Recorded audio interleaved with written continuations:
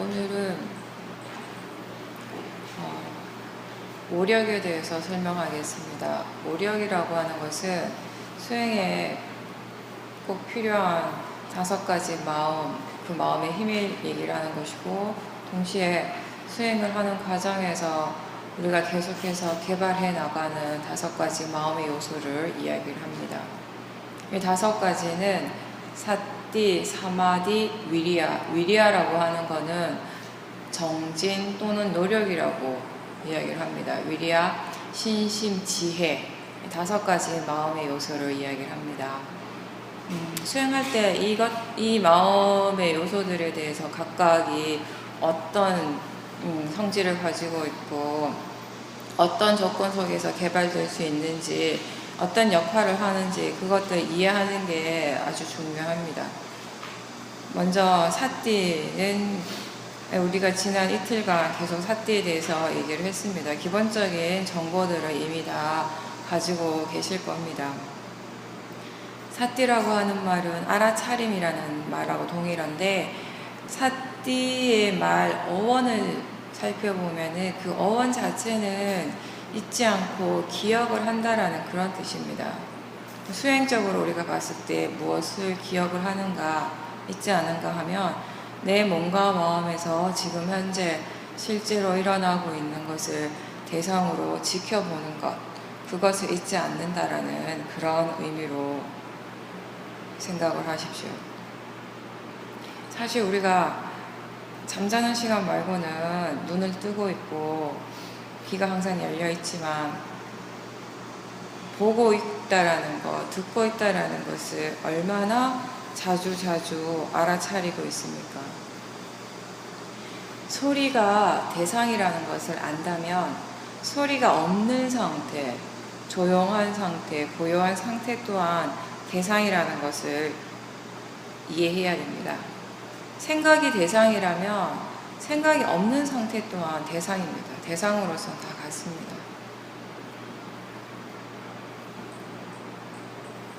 알아차림의 힘이 좋아지면은 대상이 점점점 미세해지는 것이 당연합니다.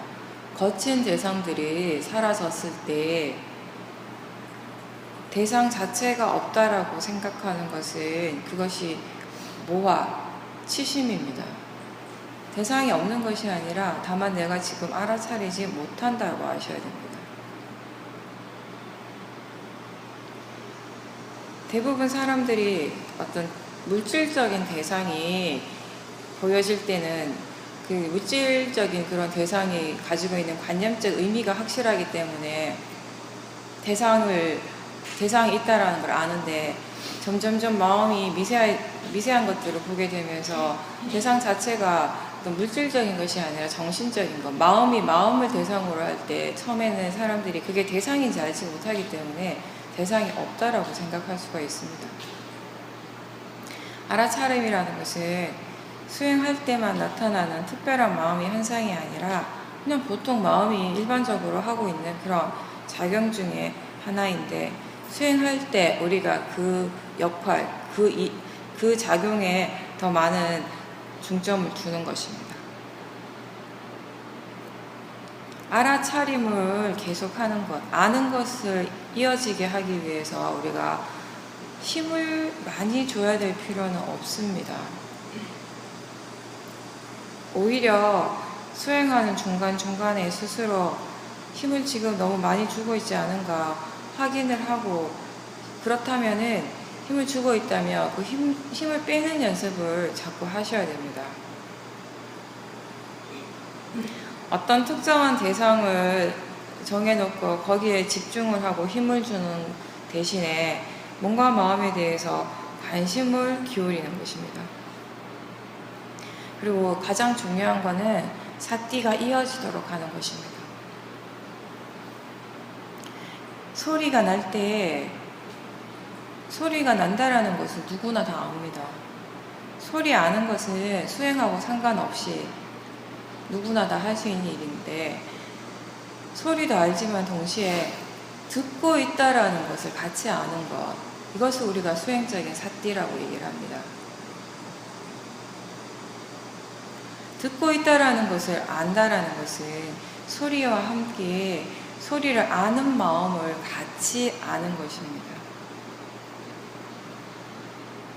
듣는 작용 자체가 마음이 지금 그렇게 일을 하고 있는 마음의 작용이기 때문입니다.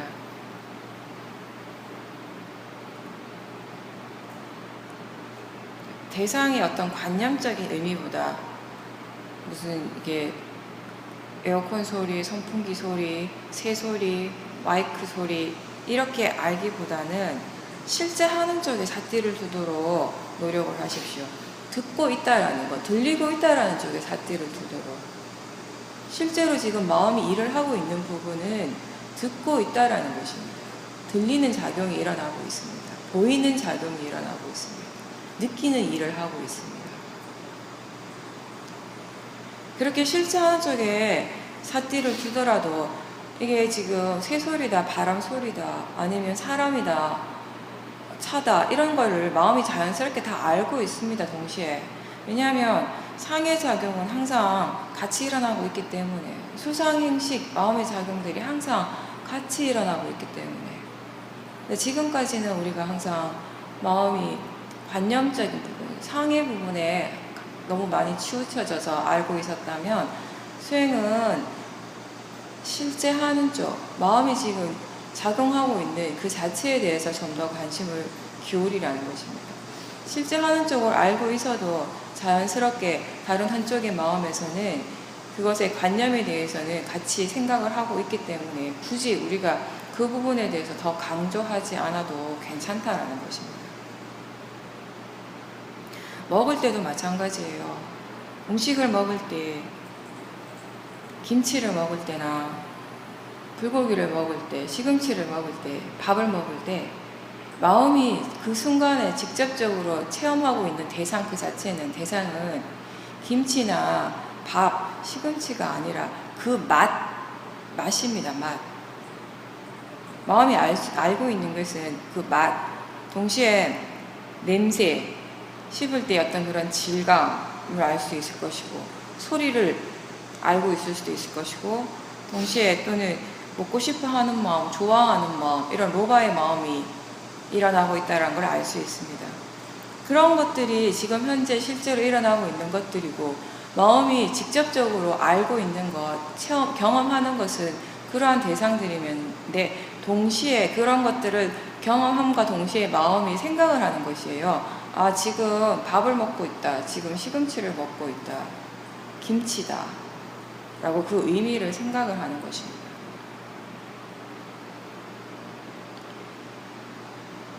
관념적인 부분에 우리가 너무 많이 치우치게 되면은 오로지 관념만을 생각을 하게 되면은 자연스럽게 우리가 맛있는 것, 맛없는 것, 내가 좋아하는 것, 내가 싫어하는 것, 먹고 싶은 것, 먹기 싫은 것들 이런 식으로 대상을 판단하게 되고 그걸로 인해서 탐심이나 진심이 끊임없이 일어나게 되는 것입니다. 우리가 관념에 너무 치우쳐져 있을 때는 번뇌가 일어날 확률이 높습니다. 반면에 지혜가 일어나기 위해서는 항상 마음이 지금 어떻게 일을 하고 있는가 빠라마타를 대상으로 할 때 지혜가 일어날 수가 있습니다. 근데 관념을 대상으로 한다고 해서 무조건 번뇌가 일어나는 것은 아니고요. 관념인 줄 알고 관념 자체를 이해했을 때는 번뇌가 일어나지 않습니다. 근데 관념이 일어날 때 그것을 실제라고 잘못 알고 있을 때는 거의 항상 번뇌가 같이 일어나게 되는 것입니다.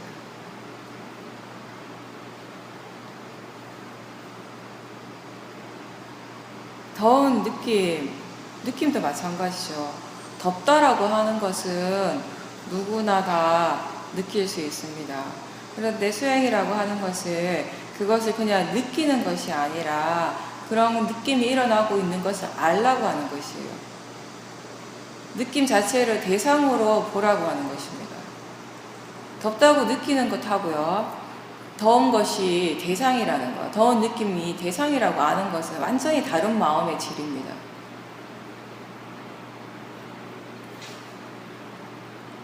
그냥 더운 것을 느끼기만 할 때하고 더한 것 자체를 대상으로 이해했을 때 마음이 어떻게 반응하고 있는지, 그 반응하는 마음이 어떻게 다른지를 한번 지켜보십시오. 수행에는 항상 알아차림하고 대상이 같이 있다고 했습니다. 수행이라고 하는 큰 그림 안에는 이 두 가지가 항상 같이 있습니다. 대상과 알아차림.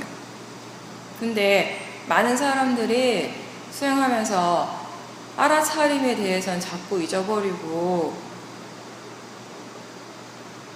대상이나 체험 그 자체에만 너무 중점을 두는 경향이 있습니다. 체험 그 자체에 대해서 너무 생각을 많이 하고 대상에만 너무 관심을 기울이다 보면은 그런 대상의 관념적인 의미를 자꾸 생각을 하게 되고 그로 인해서 탐심이나 진심이 쉽게 일어나게 됩니다.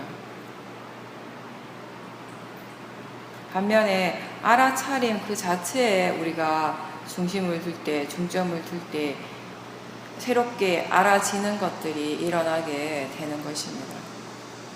처음 수행하시는 분들은, 수행이 아직 능숙하지 않은 분들은 항상 자기 자신에게 알아차림이 있는지 없는지를 자주자주 확인을 하시고요.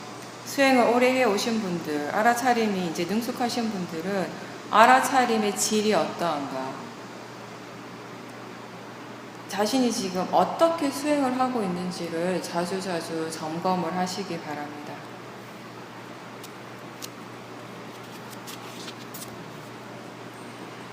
우리가 여기서는 집중을 하지 않고 그냥 알아차리라고 하는데 그렇게 할 때 많은 사람들이 자신의 마음이 너무 분산되는 것처럼 느끼게 됩니다. 실제로 이런 얘기를 하시는 분이 굉장히 많습니다. 하나를 정해놓고 잡고 있지 않기 때문에 많은 것을 알기는 아는데 그 알아지는 것들이 별로 분명하지가 않은 것이에요. 그래서 사람들이 거기에 대해서 굉장히 불만족스러워하는 마음이 일어납니다.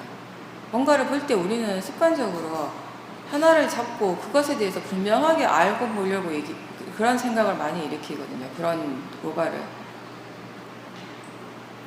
근데 여기서는 알아지는 것, 대상 자체가 분명하지 않아도 상관없습니다. 대신에 알아차림이 분명한가, 그게 중요합니다. 자기 자신이 지금 알고 있는 것이 확실한가, 그거를 물어보세요. 대상이 분명한가, 대상이 확실한가를 물어보지 말고 아는 것, 사띠가 지금 분명한가, 그게 중요한 겁니다. 알아차림의 힘이 계속 좋아지면 사마디가 생기게 되고 그럴 때는 아는 것도 분명하고 대상 또한 분명해질 겁니다. 대상이 분명하게 드러날 때 대상이 분명해질 수 있는 그런 조건이 갖춰지면 대상 또한 분명해지는 겁니다. 지금 여러분 마음에 힘이 대상이 분명하게 볼 만한 힘이 없다라는 것입니다. 없는데 자꾸 그렇게 보려고 하면은 로바, 탐심으로서 수행을 하게 되는 겁니다. 무엇이 일어나든지 간에 지금 현재 일어나고 있는 그것이 나의 현재입니다. 지금 일어나고 있는 것이 있는 그대로 받아들이는 것이 수행의 가장 기본이라는 것을 항상 기억하십시오. 내가 생각하는 대로 일어나는 것이 아니라 지금 일어나고 있는 그것이 일어나는 것입니다. 그게 대상입니다. 너무 많은 것이 한꺼번에 알아질 때 마음이 흩어지고 산만해진다고 그렇게 우리가 많이 들어왔기 때문에, 배워왔기 때문에 마음이 많은 것을 아는 것에 대해서 상당히 거부감을 느낍니다. 부담스러워요. 그럴 때. 수행을 할 때는 마음이 하나만 아는 게 좋다라는 그런 생각을 많이 하고 있습니다. 근데 위파사나 수행에서의 알아차림은 여러 가지 다양한 대상들을 한꺼번에 아는 것이 분명히 가능합니다. 대상 쪽에 너무 치우치지 말고 아는 것이 분명한가, 그것만 계속 확인을 해 보십시오. 마음이 하나의 대상에 집중할 때 고요해지는 건 쉽지만 반면에 대상에 대해서 집착하는 성향이 나타나기가 쉽습니다.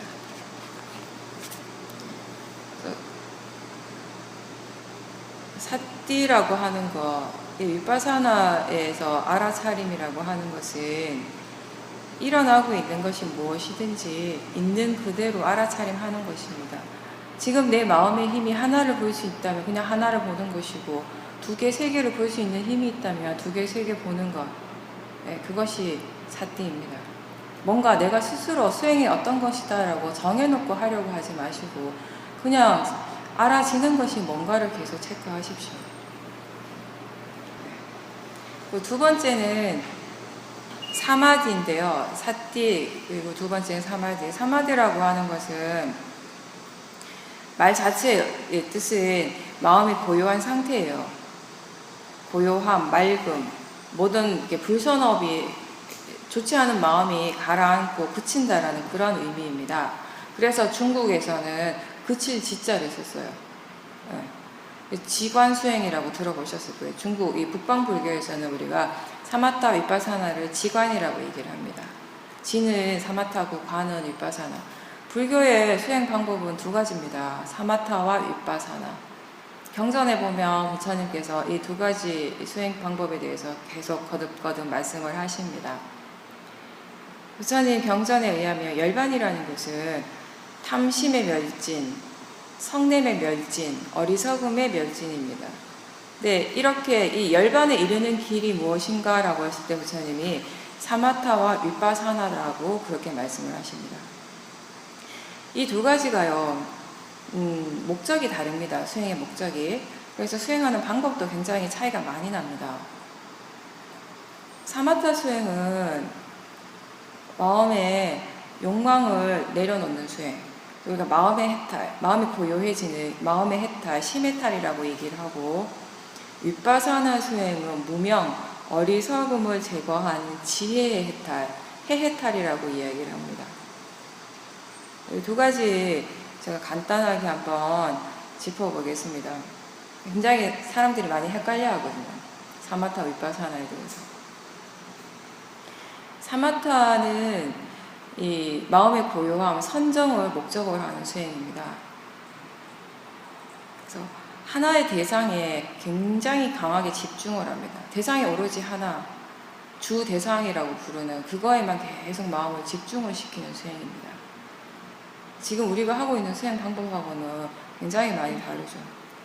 여러분들 수행하지 않을 때도 일상생활에서도 자기 자신의 한번 체험을 생각해 보십시오. 뭔가 마음이 굉장히 복잡하고 너무 심란할 때 어떻게 합니까? 뭔가 하나에 대해서 강하게 집중을 하죠. 그렇게 할 때 우리가 나를 괴롭히던 그런 심란한 그런 생각들, 기억들을 잊어버릴 수 있기 때문에. 그래서 이 사마타 수행은 마음이 혼란스럽고 번뇌가 너무 강할 때 오직 하나의 대상만 생각하고 집중을 하면서 그 혼란스럽고 강한 번뇌들을 가라앉히는 그런 역할을 합니다. 마음이 다른 곳으로 가면 다시 주 대상 쪽으로 가지고 옵니다. 사마타든 윗바사나든 수행에 있어서 대상과 마음 두 가지가 같이 있다라는 점은 똑같은데, 사마타 수행의 경우 대상을 강조하는 수행입니다. 대상이 아주 중요합니다. 반면에 윗바사나 수행은 마음을 더 중요하게 봅니다. 사마타 수행을 하기 위해서는 우리가 어떤 내적, 외적인 조건이 필요합니다. 예를 들어서 이 수행을 할 때는 우리가 너무 시끄러운 곳, 사람들이 너무 많은 번다한 곳에서는 하기 힘듭니다. 마음을 한 곳에 집중을 하기 위해서 좀 조용하고 한적한 곳, 혼자서 집중할 수 있는 곳이 필요합니다.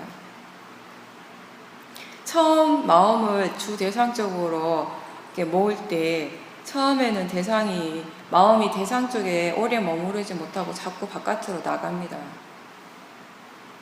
이렇게 한쪽으로, 주 대상 쪽으로 오라고 이렇게 갖고 오면 자꾸 나가고 하는 거죠.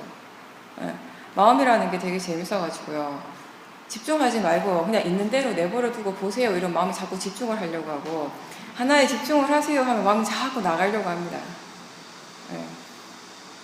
그래서 이렇게 집중을 하다가 보면 생각이 굉장히 많이 일어나는 것처럼 느껴집니다. 근데 생각이라는 것이 내가 수행을 하기 때문에 특별히 더 많이 일어나는 것이 아니라 수행을 하기 전이나 하고 있을 때나 일어나고 있는 것은 같아요. 같은데 수행하기 전에는 그렇게 일어나고 있다는 걸 알지 못한 거였죠. 그래서 이런 식으로 자꾸 수행을 하다 보면, 훈련을 하다 보면은 점점점 하나의 대상에 막 강하게 집중을 하면서 마음이 다른 대상 쪽에 관심을 이제 더 이상 기울이지 않아요. 어느 순간 오로지 이 대상, 이 주 대상에만 아주 강하게 밀착되어 있게 됩니다. 그럴 때 이젠 더 이상 다른 대상에 대해서는 생각하는 것조차 하지 않게 되는 거죠. 이런 상태 우리가 본삼매, 몰입삼매라고 얘기를 합니다. 이렇게 수행이 진행이 되면은 마음이 굉장히 고요해지고 혼침이나 들뜸 이런 것에서부터 벗어나게 되고, 몸과 마음이 아주 편안하면서 어떤 행복감, 희열 이런 것들을 느끼게 되고, 동시에 좀 평상시 우리가 체험하지 못했던 아주 특별한 것들을 경험하는 사람들도 많이 있습니다. 사마타 수행은. 이렇게 해서 얻어지는 그런 마음의 고요한 상태, 선정의 상태를 우리가 사마타 사마디라고 합니다. 사마타 수행을 통해 얻어지는 선정은 우리가 크게 색계 사선정, 무색계 사선정 이야기를 합니다. 근데 이 선정의 경우 하나의 대상에만 강하게 꽂혀있는 상태이기 때문에 장점은 좋지 않은 마음, 불선업의 마음이 일어나지 않는다라는 거. 근데 동시에 단점이 뭐냐면은 좋은 마음, 선업의 마음이 개발되기도 힘들다라는 것이에요. 그러니까 지혜가 개발되기에 그렇게 좋은 조건이 아니라는 것입니다. 그래서 1시간 열심히 집중을 하고 고요한 마음의 상태, 그 1시간 동안 마음이 너무 고요하고 좋았는데 갑자기 바깥에서 큰 소리가 나서 그 고요함이 깨지면 그때 사람들한테 일어나는 마음이 뭐냐면 화의 마음이에요. 그 소리 또한 대상이라는 것을 알지 못하고 우리가 수행을 하면은 그 고요함 자체에 집착을 하게 되는 것입니다. 이 사마타 수행도 중요한 것은 대상에 집착을 하면서 집중하는 것이 아니라 바른 견해를 가지고 수행을 해야 된다는 것입니다. 대상에 대한 집착이 아니라 하나의 대상에 마음을 기울이고 그 대상을 알고 있는 것이 계속 일어나고 있는 것입니다. 그래서 긴장하지 않고 힘을 주지 않고 너무 많은 힘을 쓰지 않고 집착하지 않고 그냥 하나의 대상에 대한 알미 연속해서 일어나고 있는 상태. 이런 상태가 되기 위해서는 수행하는 지혜가 반드시 필요하다는 것이에요. 어떤 마음으로 수행을 해야 되는가에 대한 이해가 먼저 선행이 되어져야 한다는 겁니다. 사마타 수행도. 사마타든 위파사나든 수행 그 자체에 대한 바른 이해, 바른 견해가 정립되는 것이 반드시 필요합니다. 수행을 어떤 결과에 도달하기 위한 목적을 위한 수단이 아니라 수행하는 수행 과정 그 자체가 수행의 전부라는 것을 잊지 마십시오. 그렇게 했을 때 결과는 자연스럽게 일어나는 어떤 부가적인 산물인 것입니다. 그렇게 수행을 할 때 수행하는 그 자체, 수행 과정 그 자체가 수행의 전부라는 것을 이해를 할 때 우리는 현재 지금 이 순간에 보다 많이 자주 깨어 있을 수 있을 겁니다. 위파사나 사마디, 지금까지는 이제 사마타에 대해서 얘기를 했고, 위파사나 사마디는 위파사나 수행을 통해서 얻어지는 사마디를 이야기를 합니다. 위파사나 수행은 기본적으로 집중이 아니라 알아차림이라고 했습니다. 그랬을 때 우리가 육문을 그대로 오픈시켜 놓고 어떤 대상이든지 일어나는 그대로 알아차림을 하기 때문에 알아지는 대상이 하나가 아니라 여러 가지가 됩니다. 그렇지만 그 수행을 하는 마음의 견해가 바르기 때문에 아무리 많은 대상이 일어나도 그 대상에 동요하지 않아서 마음이 고요한 상태, 그러한 상태를 위파사나 사마디라고 얘기를 합니다.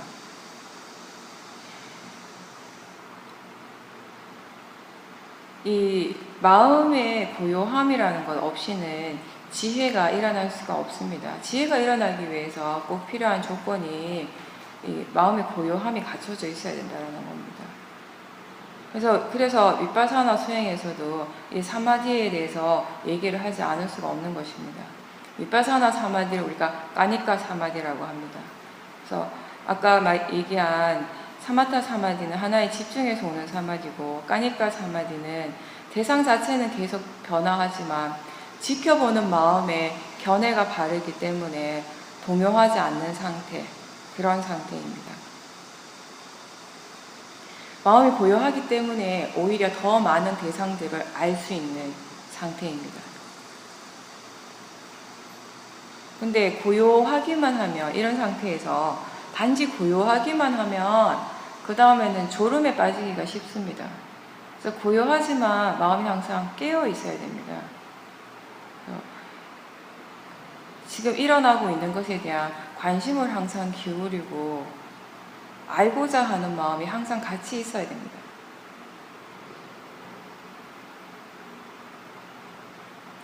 네, 그게 위파사나 사마디이고, 그리고 세 번째 위리아인데, 위리아는 우리가 노력이라고도 얘기를 합니다.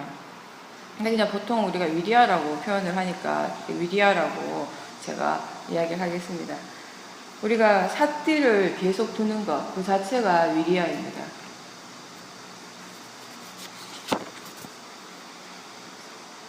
위파사나 수행은 어제도 제가 얘기했지만 한꺼번에 많은 힘을 다 쏟아붓는 그런 것이 아니라 끈기 있게 계속 해 나가는 것이 중요한 수행입니다. 그래서 일정 기간 동안에 어떤 딱 정해놓은 시간 동안에 굉장히 많은 힘을 쏟아부어서 아주 압축된 에너지를 사용하는 그런 수행은 아닙니다, 이게. 인생 전체를 하나의 레이스로 두고 하는 마라톤 경기, 그렇게 생각을 해보십시오. 가늘고 길게 가는 수행입니다. 그래서 계속해서 우리가 마음의 힘을 길러줘서 죽는 순간에도 사띠가 있을 수 있도록, 깨어 있을 수 있도록, 그렇게 마음의 힘을 끝까지 계속 키워가는 그런 수행입니다.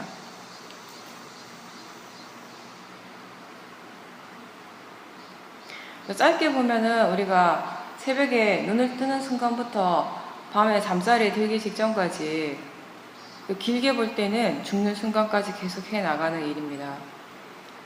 근데 보통 사람들이 어떤 체험을 많이 하냐면 새벽이나 아침에는 수행이 잘 되는데 이제 점심 먹고 오후나 저녁에 갈수록 점점 몸이 지치고 정신도 흐릿해지고 알아차림도 둔해지고 나중에 마지막에는 거의 비몽사몽, 수행 사띠를 하는지 사띠는 있는지 없는지 관심도 없고 거의 조느라고 정신이 없을 때도 있습니다. 그렇다면, 그런 과정을 지금 계속 되풀이하고 있다면 여러분들이 지금 수행을 뭔가 지금 바르게 하고 있지 않다라는 것입니다. 바르게 힘을 쓰고 있지 않다라는 것이에요. 수행하는데 얼마만큼의 힘을 주는 것이 적당한가, 이것을 아는 것이 매우 중요한 부분입니다. 어느 정도의 힘을 쓰는, 어느 정도의 위리아를 사용해야 되는 것이 적당한가, 이게 아는 것이 중요합니다. 수행을 계속 해 나가고 있다면 아침에 새벽에 눈 뜰 때부터 잠자리에 들기 전까지 내가 수행을 하루 종일 계속 했다면 아침보다 점심, 점심보다 저녁, 저녁보다는 밤에 마음의 힘이 더 좋아지는 게 정상입니다. 근데 수행을 계속 하고 있는데 왜 마음의 힘이 점점 떨어질까요? 힘을 제대로 쓰지 못할 때, 너무 많은 힘을 한꺼번에 써버렸을 때 그러한 현상이 일어날 수 있습니다. 수행 중간중간에 자기 자신이 긴장하고 있는지, 힘을 너무 많이 주고 있지 않은지, 특히 초보 수행자들은 종종 스스로에게 한번 물어보십시오. 지금 몸에 힘이 들어가고 있는가? 마음에 힘이 들어가고 있다면, 마음이 힘을 주고 있으면 몸도 역시 힘이 들어가게 되어 있습니다. 우리가 처음 수행하는 사람들한테 마음을 보는 것은 힘드니까 마음보다는 몸을 통해서 마음의 상태를 아는 것이 좋은 방법이 될 수 있습니다. 몸이 너무 피곤할 때 그냥 여기 센터에 와서 여러분들이 몸으로 하는 일 별로 없어요. 그냥 가만히 앉아있고 조금 걷고 해주는 밥 드시고, 그쵸? 근데 왜 그렇게 피곤할까요? 네. 그러니까 물론 바깥에서 이렇게 많은 일을 하시다가 바쁘게 이렇게 살다가 오셔서 피곤한 것도 있지만, 근데 그거는 뭐 하루 이틀 어느 정도 지나면 적응이 된단 말이에요. 근데 3일, 4일이 돼도 여전히 몸이 피곤한 거는 뭔가 문제가 있다라는 것입니다. 수행할 때 너무 많은 그 노바를 가지고 수행을 할 수도 있고 도사를 가지고 수행을 할 수도 있는 것입니다. 그럴 때 우리가 몸이 많이 피곤하게 느껴지는 겁니다.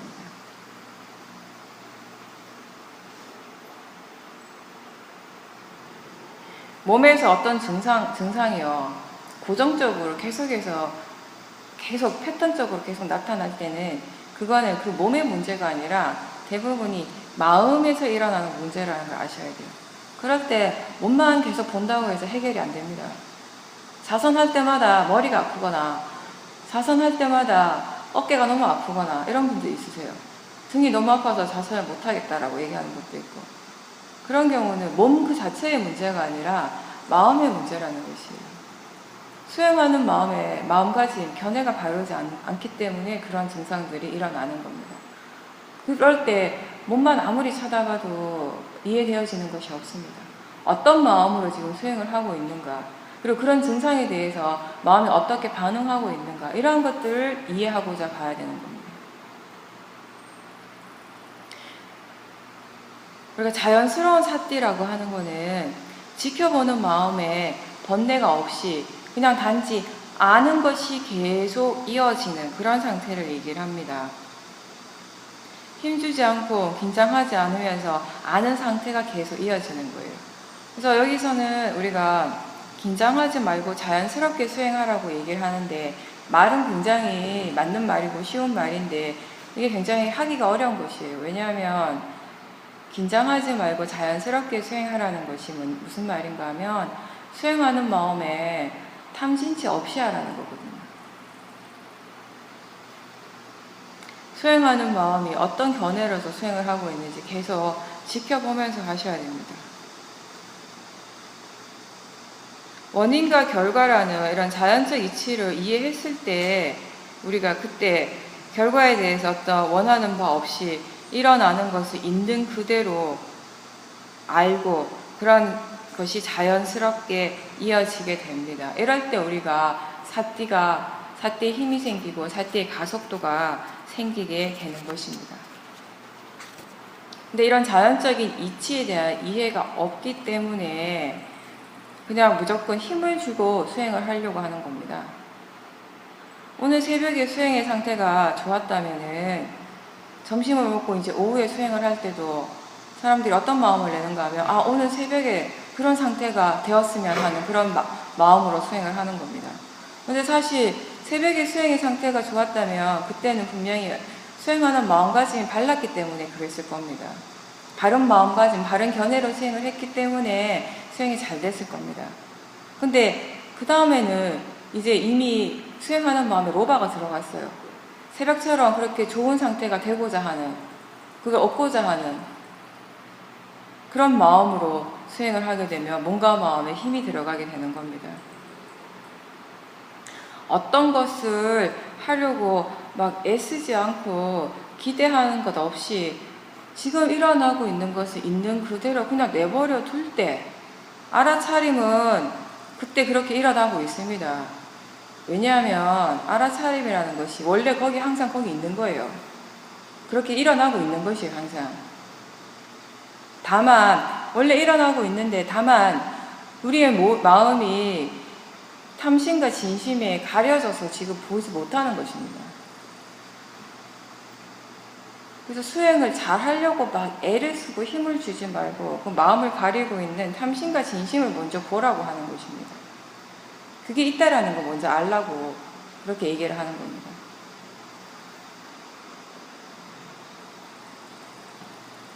수행의 자연적 이치를 이해하지 못할 때는 힘을 써서 수행을 잘 하려고 합니다.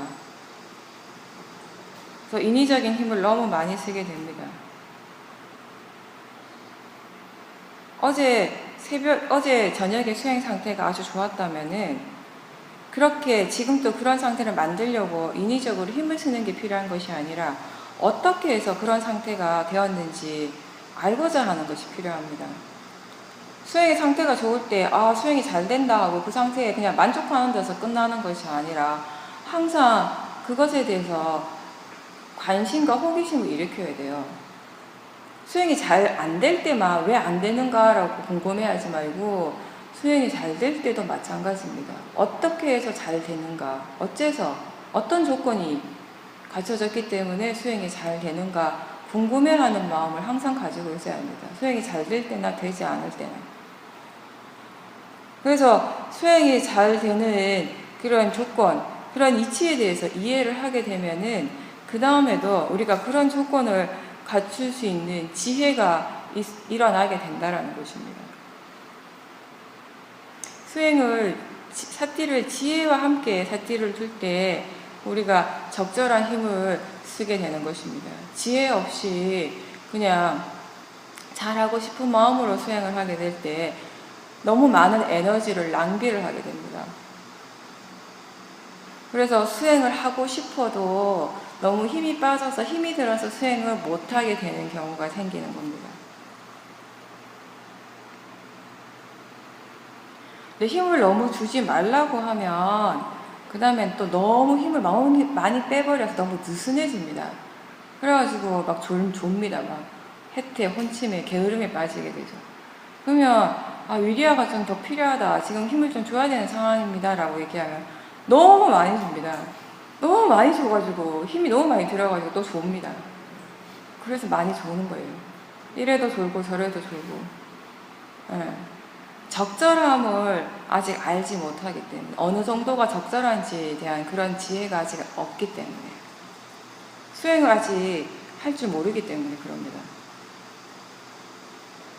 여러분한테 지금 필요한 지혜는, 가장 필요한 지혜는 수행할 줄 아는 지혜예요. 이 적절함이라고 하는 것은 어떤 기준점이 딱 정해져 있는 것이 아니에요. 왜냐하면 사람마다 다 다르기 때문에. 그래서 결국 이 적절함은 어떻게 우리가 알 수 있는가, 이해할 수 있는가는 수행을 계속 하셔야 돼요. 많은 수행적인 체험을 통해서 그 속에서 본인 스스로가 이해해 가야 되는 점이에요. 이거는 그 누구도 이게 이만큼이 적절한 겁니다 라고 가르쳐 줄 수가 없는 부분입니다. 똑같은 한 사람의 입장에서도 수행하는 그 상황에 따라서, 환경에 따라서 적절함은 달라지게 돼 있습니다. 또. 이 부분은 여러분들이 스스로, 자기 스스로 많은 수행적인 체험을 통해서 그 적절함을 찾아가는 과정, 그 자체가 수행이라는 것입니다. 그래서 앉아서도 수행을 하시고 자선을 할 때 어느 정도의 힘을 쓰고 있는가 지켜보셔야 돼요. 수행을 할 때 내가 지금 현재 어느 만큼의 에너지, 힘을 쓰고 있는가를 항상 알도록 해보십시오. 그래서 힘을 조금 빼보세요. 빼도 수행이 되는가 한번 지켜보십시오.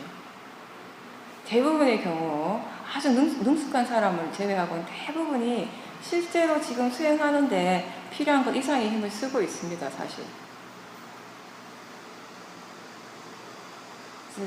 경행을 할 때도 얼마만큼의 힘을 주고 있는지, 지금 힘을 주고 있는 것보다 조금 힘을 더 빼보면서 해보셔도 괜찮을 겁니다.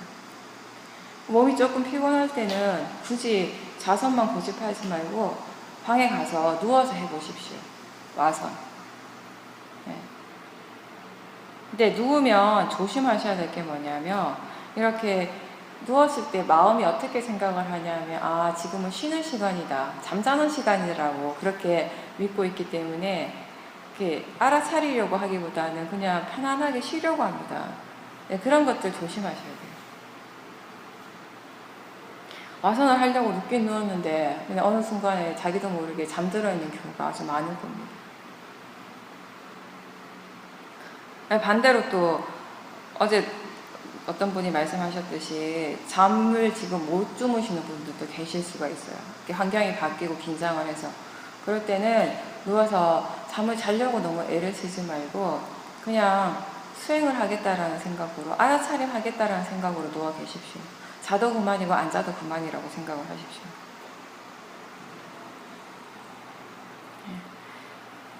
경전에 나오는 부처님께서 말씀하시는 위리와 바른 정진은 항상 이게 정형구가 있습니다. 이미 일어난 불선업의 마음은 제거하도록 노력하고, 아직 일어나지 않는 불선업의 마음은 일어나지 않도록 노력하는 것, 그리고 이미 일어난 선업의 마음은 계속 유지하도록 노력하는 것이고, 아직 일어나지 않는 선업의 마음은 일으키도록 노력하는 것, 이것이 경전에 나오는 바른 정진, 바른 노력의 정형구입니다. 근데 우리가 이렇게 하기 위해서는 사띠와 지혜가 항상 필요합니다. 사띠라고 하는 것은 지금 현재 일어나고 있는 것이 무엇인가를 알려주는 것입니다. 이게 선업인가 불선업인가를 알 수 있게 해주는 겁니다. 근데 지혜라는 것은 그것을 무엇을 어떻게 해야 하는가, 사띠는 지금 그냥 이런 것들이 일어나고 있다라는 것을 알려주기만 하고, 그렇다면 지금 이 순간 무엇을 어떻게 해야 하는가를 가르쳐주는 것은 지혜의 힘입니다. 그래서 어떻게 그것을 유지할 수 있고 어떻게 그걸 제거할 수 있는가를 가르쳐주는 것은 지혜의 힘이라는 것입니다. 네 번째는 신심입니다. 신심은 믿음이죠. 근데 일반적으로 보통의 종교들은 어떤 절대적인 존재, 어떤 초월적 신과 같은 그런 존재에 대한 맹목적 믿음 그 자체를 기반으로 둡니다. 그게 종교의 가장 기본이죠. 근데 불교는 좀 다릅니다. 불교에서 말하는 신심은 그런 초월적인 존재에 대한 어떤 맹목적인 믿음이 아니라 직접 스스로 체험을 하고 이해한 것을 바탕으로 해서 정말 그것이 이익이 있다라는 걸 알았을 때, 그때 일어나는 그 마음이 신심이라는 겁니다. 그래서 부처님께서는 맹목적인 신심을 항상 경계하시고, 누구든지 부처님께 가르침을 얻기 위해서 오는 사람들에게는 항상 에히빠식고라고 말씀을 하셨습니다. 와서 봐라. 믿으라는 것보다는 와서 보라고 먼저 말씀을 하십니다. 스스로 보고 스스로 체험을 하고 이것이 정말 나에게 이익이 있을 때 믿는 것은 그때 믿어도 늦지 않다라는 것입니다. 그래서 이 신심에 대해서 얘기할 때 우리가 항상 경전 중에 깔라마 경이라고 있는데, 그 경이 대표적으로 이제 이 신심에 대한 내용을 포함하고 있습니다. 깔라마 경에 보면은 부처님께서 깔라마 사람들이 사는 그 마을에 가셨는데, 그때 당시에 인도에 그 전통적인 이 브라만교 말고 신흥 종교들이 많이 일어나고 있는 그런 사회적인 그런 배경이 있었습니다. 그 신흥 종교들 중에 이제 대표적인 종교가 자이나교하고 불교였는데, 이런 많은 새로운 종교들이 막 일어나면서 그 각각의 종교 지도자들이 그 마을, 그 성을 방문을 하면서 본인들의 이 나름의 가르침을 펼칠 때 공통적으로 하는 말 중에 하나가 뭐냐면, 나의 가르침이 최고다. 이게 진짜다. 이 말을 믿어야 된다. 다른 가르침을 믿지 마라. 이 말만 믿어라. 근데 한 사람이 그렇게 얘기하면 그런가 보다 하는데, 많은 이 지도자들이 많은데 이 사람들이 오는 사람마다 다 얘기하는데 가르친 내용은 다르거든요. 그러니까 사람들이 헷갈리는 거예요. 그래서 부처님께 질문을 하는 거예요, 사람들이. 그래서 가르치는 지도자들마다, 수행 지도자들마다 각각 다 내 말이 옳다라고 얘기하고 내 말을 믿으라고 하는데 도대체 우리가 뭘 믿어야 합니까? 라고 질문을 했을 때 부처님께서 이렇게 답을 하십니다.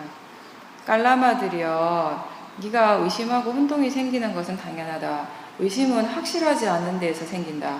깔라마들이여, 그대들은 소문으로 들었다고 해서 대대로 전승되어 온다고 해서 그렇다고 하더라 해서 성전에 쓰여 있다고 해서, 논리적이라고 해서, 추론에 의해서, 이유가 적절하다고 해서, 우리가 사색을 해서 얻은 견해와 일치한다고 해서, 유력한 사람이 한 말이라고 해서 이 사문은 우리의 스승이라고 생각하기 때문에 진실이라고 받아들이지 마라.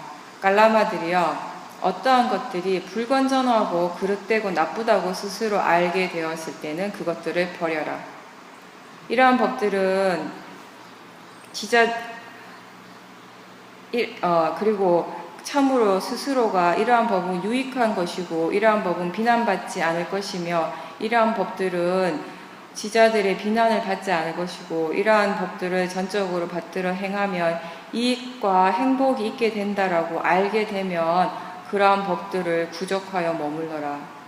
그러면서 이제 부처님께서는 부처님 스스로도 이 말씀으로부터 예외가 아니다라고 얘기를 하십니다. 그래서 제자들에게 스승의 참다운 가치를 자기들 스스로 완전하게 확신할 수 있도록 부처님의 가르침도 스스로 주의 깊게 계속 검토하라고 그렇게 말씀을 하십니다. 다른 경전에서는 이런 말씀을 하십니다. 부처님이 제자들에게 이제 하신 말씀이에요. 그대들이 내가 말한 법을 수행하려면 예컨대 금 전문가가 금을 얻었을 때 처음에는 불로 태워서 밖의 색깔에 의해 흠이 있는지 없는지를 보고, 그리고는 잘라서 안에 불순물이 있는지 없는지를 보고, 그 뒤에 다시 돌에 문질러서 알아내기 어려운 미세한 불순물이 있는지 없는지를 보는 등 태우고 자르고 문지르는 세 가지 검사를 잘 해서 흠이 없는 것을 보면 최고의 금이라고 인정을 하듯이, 나의 법에 대해서도 경전과 이성을 통해서 흠이나 유익함 어떠한 것이 있는지 없는지를 잘 살펴서 수행해야 할 것이고, 또한 나에 대한 존경 때문에 내가 말한 모든 것을 글자 그대로 받들어서 수행하는 것은 바람직하지 않다라고 말씀하십니다. 무조건 믿지 말고 스스로 알고 나서 수행의 체험을 통해서 이해가 생기고 그 지혜의 힘으로 봤을 때 정말 그렇다라는 것이 확실할 때 믿는 건 그때 믿으라라고 하시는 겁니다. 맹목적인 믿음으로만 가르침에 다가가지 말고 지혜로서 스스로 체득하고 알고 보는 것을 항상 강조하십니다. 사실 우리가 단순히 부처님이나 법에 대한 믿음 그 믿음만으로는 우리의 그 괴로움에서 벗어날 수가 없는 것입니다. 믿음이나 지적 이해가 수행을 통한 실천력이 함께 있을 때 가능한 것입니다.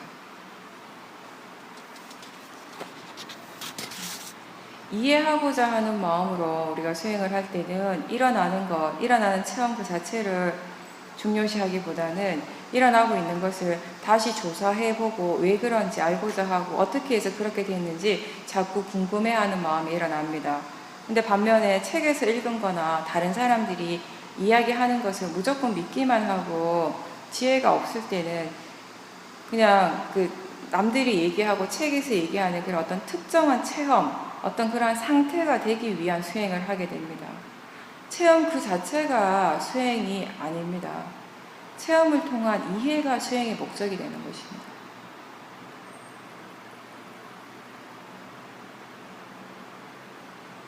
그래서 수행을 할 때 우리가 무엇을 믿어야 하는가? 여러분들이 불자라면, 여기는 대부분 불자이지만 또 불자가 아닌 분들도 계시죠. 불자는 기본적으로 우리가 불법성 삼보에 대한 믿음을 가지고 있습니다. 근데 그와 함께 동시에 지금 이 순간 바르게 수행을 하고 있는 자기 자신에 대한 믿음, 그리고 지금 내가 하고 있는 이 수행에 대한 믿음이 필요한 겁니다. 이게 바로 담마에 대한, 법에 대한 믿음입니다. 근데 이 믿음이 그냥 억지로 만들려고 하는 것이 아니라 스스로 수행을 하고 수행적 체험을 통해서 이해를 하고 그것이 나에게 정말 이익이 있다라는 걸 알았을 때 일어나는 그 마음이 바로 신심이라는 것입니다. 그런 신심이 바른 신심이라는 겁니다. 부처님께서 실제로 돌아가시기 직전에 마지막으로 하신 말씀 중에 하나가 뭐냐면, 너 자신을 섬으로 삼고 너 자신을 의지하고 법을 의지하라고 했습니다. 여기 말한 너 자신이라는 것은 결국에는 우리가 바르게 수행하고 있는 그 자기 자신, 그 수행에서 오는 지혜라고도 이야기할 수 있을 겁니다. 대반 열반경이라는 경전에 보면 부처님의 마지막 순간이 있다. 거기에는 정리가 되어 있는데, 거기에 보면 부처님께서 자기 자신을 의지하고 의지처로 삼고 법을 의지하라고 말씀을 하시는데, 자기 자신을 의지하고 법을 의지한다라는 게 어떤 의미인가라고 설명을 하시는데, 그 설명이 뭐냐면 바로 사념처 수행을 얘기하고 계십니다. 신수 신법을 항상 알아차림하는 수행, 그 얘기를 바로 하고 계십니다. 그리고 이제 마지막이 지혜입니다. 불교에서는 지혜를 얘기할 때 항상 세 가지를 얘기를 합니다. 문사수, 문해와 사해, 수해. 문해는 들어서 아는 지혜, 법문을 듣거나 책을 봐서 아는 지혜. 이거는 결국 이제 새로운 정보, 바른 정보를 얻는 과정을 얘기를 합니다. 여러분들이 지난 3일간 법문을 듣고 인터뷰를 하면서 그 전에 알지 못했던 새로운 정보들, 수행에 대한 많은 정보들이 생겼습니다. 이게 문해라는 것입니다. 들어서 아는 지혜. 바른 정보가 없으면 사람들이 자기 자신에게서 번뇌가 일어나고 있어도 그게 번뇌라는 것을 인식조차 하지 못하고 살게 되는 것입니다. 그리고 바른 정보가 없이 그냥 수행이라는 것은 자기의 몸과 마음을 지켜보는 것입니다 라고, 몸과 마음에서 일어나는 것을 계속 지켜보세요 라고 하면 그 사람이 수행을 과연 어떻게 하겠습니까? 내 몸이다 라고 생각하고, 내 생각이 일어났다, 내 느낌이다, 나의 마음이다 라고 생각을 하고 그렇게 보고 수행을 하겠죠. 그래서 항상 수행하는 데 있어서 첫 번째 단계는 바른 정보, 들어서 아는 지혜가 필요합니다. 그렇게 들어서 아는 정보가 갖춰졌을 때 그 다음에는 그 정보에 대해서, 그 정보를 바탕으로 스스로 숙고하고 그 의미에 대해서 생각하는 그런 과정이 필요합니다. 그것을 우리가 사해라고 합니다. 생각할 줄 아는 지혜. 우리가 뭔가를 이해하기 위해서는 수행할 때 일어나는 현상에 대해서 그것이 왜 일어나고 있는지, 일어나고 있는 것이 몸과 마음에 어떤 영향을 미치는지, 이런 것들에 대해서 생각을 해야 될 필요가 있습니다. 또 가장 기본적으로는 수행을 지금 어떻게 해야 하는가, 이런 것들을 항상 생각을 해야 됩니다. 이렇게 생각하는 것이 우리가 바른 생각이라고 합니다. 생각을 해서 번뇌가 일어난다면 그런 생각은 바르지 않는 생각이고 하지 말아야겠지만, 수행에 도움이 되는 생각들, 지금 이 순간 수행을 어떻게 해야 하는가, 이런 것들은 우리가 생각을 해야 되겠죠. 지금 이런 상황에서 수행을 어떻게 해야 되는가, 본인이 법문에서 들었거나 수행 책에서 읽어서 아는 그런 정보들, 그런 지혜들을 불러일으키는 그런 과정들이 필요한 것입니다.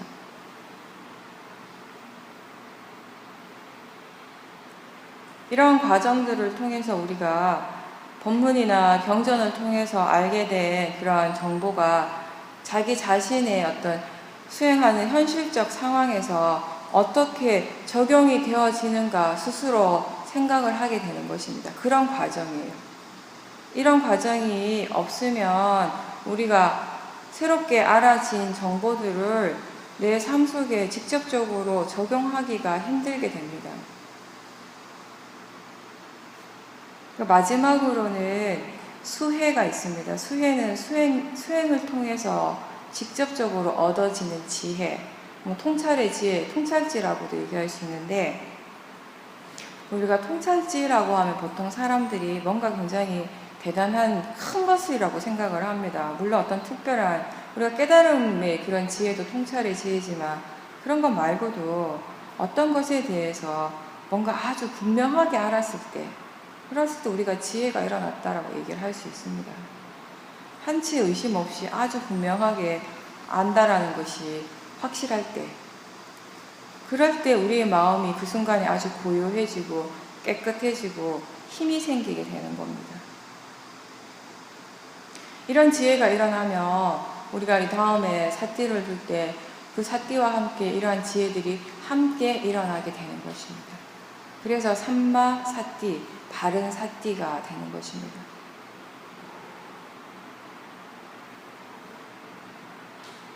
사실 이 문해라는 것을 확실한 나의 지혜라고 얘기는 할 수 없습니다. 다른 사람의 지혜를 빌려 쓰는 거예요.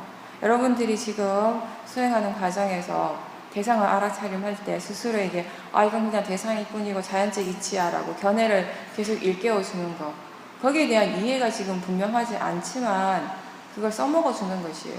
그러니까 문해를 사용하는 것입니다. 그렇게 사용을 함으로 해서 결국에는 계속 하다가 보면 수해, 정말 우리가 확실하게 아는, 분명하게 아는 그런 지혜들이 일어나게 된다라는 것입니다.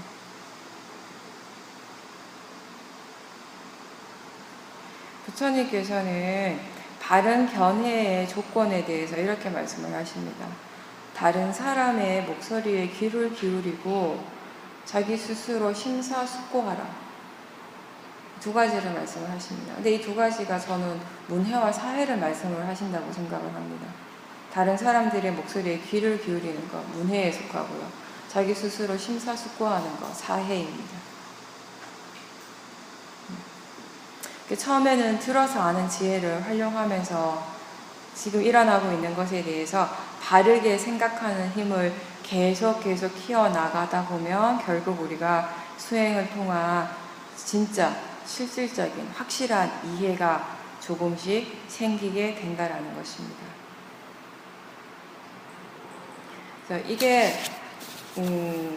지혜에 관한 것이고, 지금 제가 5가지 마음의 요소, 오력에 대해서 설명을 드렸습니다. 사띠, 사마디, 위리야, 신심, 지혜. 이 5가지는 우리가 수행하는 마음에 항상 같이 일어나야 되고, 이 5가지가 균형이 맞아야 합니다. 그래서 수행을 할 줄 아는 분들은 수행하는 마음, 사띠하는 마음의 질이 어떠한가라고 했을 때 이 오력의 균형이 맞는가 한번 살펴보십시오. 어느 한쪽에 치우쳐져 있지 않는가. 네, 오늘 여기까지 하겠습니다.